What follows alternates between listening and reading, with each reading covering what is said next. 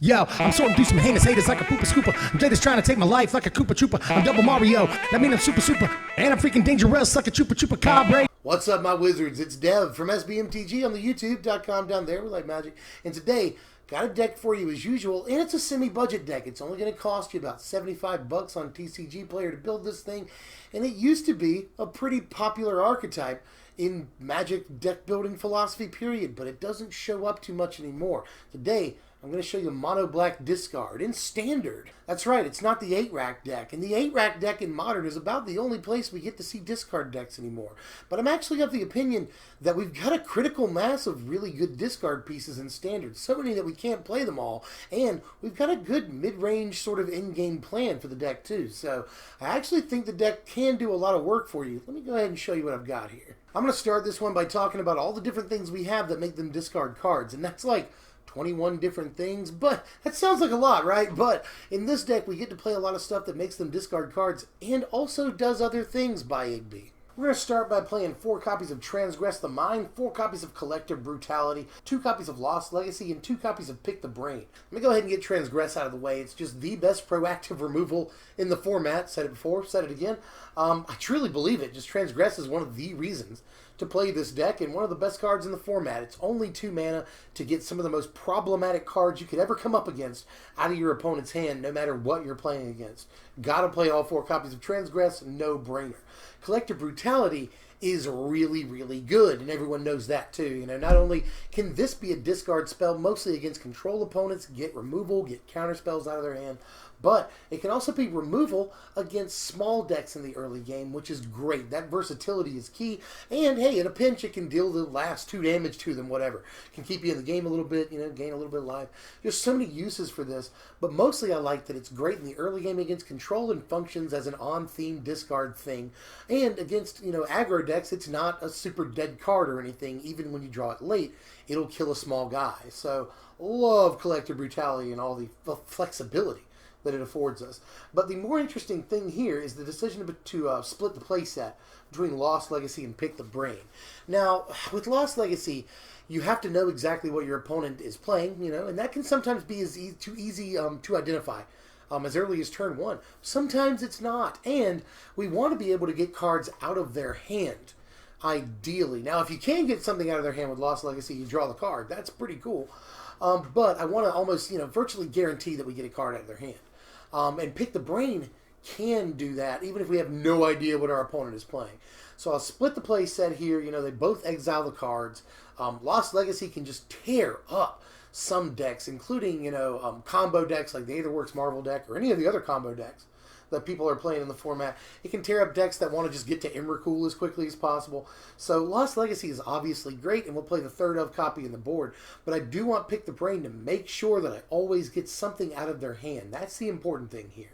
Now let's move on to some creatures here that can make them discard cards. We're going to play 2 copies of Distended Mindbender, 4 copies of Thought-Knot Seer, and 3 copies of Reality Smasher here. Now, Distended Mindbender is just phenomenal. I only want to play the 2 copies because we don't have all the creatures to emerge it to or anything. So there's that to consider. But Distended Mindbender can be a blowout on, you know, turn 4, turn 5, if you're able to play it that early. It can just be ridiculous. Get 2 cards out of their hand and put a huge 5/5 body on the battlefield. So Distended Mindbender obviously goes in, but I'm a little wary of playing the playset. Now, Thought-Knot Seer, another thing, by the way, that lets you pick a card out of their hand and just get rid of the best thing they're holding on to. And by the way, with something like Thought-Knot Seer in the deck, these turn sequences are available, like 2nd turn Transgress the Mind, 3rd turn Pick the Brain, 4th turn Thought-Knot Seer. That's just, you've gotten the 3 best cards out of their hand, and you've got a huge 4/4 guy on the battlefield. That's an insane turn sequence. And then you can follow it up next turn with Reality Smasher sometimes. And even if they have a removal piece in their hand to deal with the Reality Smasher, they might not have something else to discard. So by the time you play Reality Smasher, it'll be turn 5 or turn 6. And you may have decimated their hand entirely by that point, and they have no recourse for dealing with your 5/5 trample haste.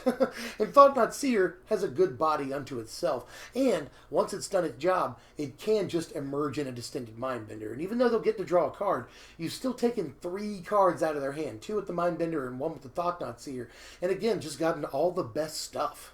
I like the way all these cards work together. I like the way they work on curve, too, by the way. And I like that they're all sort of ways to make your opponent discard on a stick. Usually, decks like this will use cards like the Rack, for instance, and other artifacts with static abilities like this that'll just ping them every turn and eventually win the game because they have no way to answer because they have no cards in their hand. We don't have an artifact like the Rack at all. We will get to something else that we're not playing, that some people might want to play.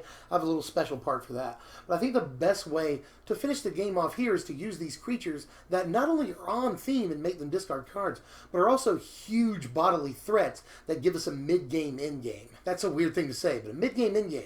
And let's finish off the creatures here, actually, with 3 copies of Wasteland Strangler and 3 copies of Asylum Visitor. Wasteland Strangler is another thing that affords a crazy turn sequence to us. We can always turn 2 Transgress the Mind, turn 3 Wasteland Strangler, kill a guy if they've played one, and then turn 4 we can just emerge the Wasteland Strangler for a Distended Mindbender. That turn sequence is unbelievable. I like Strangler a lot. A lot of our cards will exile cards rather than just straight up make them discard them. Exile is just great right now. Graveyard shenanigans are horrible. And we get to play Wasteland Strangler, who is a solid body on the battlefield. Usually will kill a creature, especially in the early game when we need it to. That's important. And is a really good emerge target once it's done its job for a Distended Mindbender. So many good things about Strangler right now. Asylum Visitor is a no-brainer for the deck. I don't know that I want to play all 4 of them, though, to be honest with you, especially after testing a little bit with this deck. I just don't think 4 is necessary, but 3 is probably where we want to be. The card is a good early game play, although we have our fair share of good early game plays on turn 2. But Asylum Visitor is still nice, and it's also good turn 4 next to a Collective Brutality. You know, we can Collective Brutality, kill a small guy, make them discard a card. We discard our Asylum Visitor and play it for its madness cause. So the synergy with Collective Brutality is real, and it's there. But the big thing here is that we can just draw cards once we've killed their hand. So that is the big advantage. We killed your hand, and now we're getting more card advantage than you. That is great. We also have to play a little bit of removal in this deck for when things slip through the cracks and hit the battlefield. So let's play 4 copies of Grasp of Darkness, 2 copies of Ruinous Path, and 2 copies of Ob Nixilis in this deck. Now, Grasp and Ruinous Path are just obvious choices. Grasp is some of the best removal in the entire format. Freaking amazing card, just yes to all of the Grasps. And 2 Ruinous Path, because if Planeswalkers hit the battlefield, we have to have some recourse for that. And it can kill a creature. And it can make it 4/4 land. Like, Ruinous Path is fine. Now, Ob Nixilis is also removal, but that's obviously not all he does. But unconditional removal is really, really good. But he also helps us get card advantage, which we will be wanting by this point in the game. It's just something that's going to deal damage every turn, guaranteed, and provide inevitability once we get the ultimate. Believe it or not, that's the entire main deck. Short, simple, and to the point. Lots of 3 and 4-ofs, and got a pretty strong game plan, actually. Turn 2 and 3, you're going to be making them discard cards, rip their hand away. Turn 4, 5, and 6, you're going to be playing a big threat that can also force them to discard cards. Things like Thought-Knot Seer, Reality Smasher, Distended Mindbender, these are all great because they're threats your opponent has to answer. But since we're making them discard cards, probably won't have the resources to answer. So, good, solid plan for this deck, to be honest with you. Plays fairly traditionally and has a decent mid-game plan. On to the lands here, and those are fairly simple, although we do want to make a bunch of colorless mana. Great opportunity to play Blighted Fen, yet another removal piece in the deck. If you count Blighted Fen, we're playing quite a few removal pieces, you know. Grasp of Darkness, Ruinous Path, we're playing Ob Nixilis, we're playing Collective Brutality. If you want to count Transgress and all the other discard pieces as removal, you could probably do that. Blighted Fen kills creatures that are on the battlefield, so we're actually pretty set on removal in the deck. Corrupted Crossroads can cast something like 16 cards in the deck, so I figure it's worth playing. And that Crumbling Vestige, if you had a couple of bucks, you could just make that Aether Hub, and that would probably be a little bit better, but it's like, 20 cents for a playset of Crumbling Vestige. I'll stick with the Vestige for now. And here's a pretty important sideboard. A lot of this is just a who's who of cards that we didn't play that make them discard cards. Now, we do have some removal in there. Dead Weight, Sinister Concoction, and Flaying Tendrils are all against very specific decks. Sinister Concoction in there against Emrakul, and then Dead Weight and Flaying Tendrils against low-to-the-ground aggro decks that fill the board. But Harsh Scrutiny is also in there against those aggro decks that we want to have an answer for. Very, very early in the game. And the Scry is just great, by the way. Scry is one of the best parts of that card. But the rest, Whispers of Emrakul is pretty good against control. We will not often get the Delirium on it, but good against control because on turn 2, it's another way that'll give us really 10 ways to get something out of their hand on turn 2 against control before they have an opportunity to do anything about it. I really like Whispers. Vessel of Malignity is pretty good against the Delirium decks and the control decks for that matter. But you could, by the way, play Mind Rot, which is just straight up card disadvantage for our opponent. But Mind Rot in a format where Delirium matters an awful lot, I'm just not sure about. I think Vessel's probably the better choice. What about Creeping Dread? Why don't we play Creeping Dread in this deck? Because it is bad. The card is bad. I talked earlier about the rack a couple of times. It's in that case it's an artifact that just sits on the battlefield and provides some form of inevitability, doing damage to our opponent. Cards like Megrim have also been in this slot in discard decks before. Every time they discard a card, they take 2. Hey, that's a way we can finish the game, especially if we get a couple of them out. We don't have an enchantment like that, other than maybe Creeping Dread. But the problem with Creeping Dread is kind of in a way like Megrim's problem. Mostly because by the time Creeping Dread starts to matter, we've ripped everything out of their hand or they've played all the cards in their hand.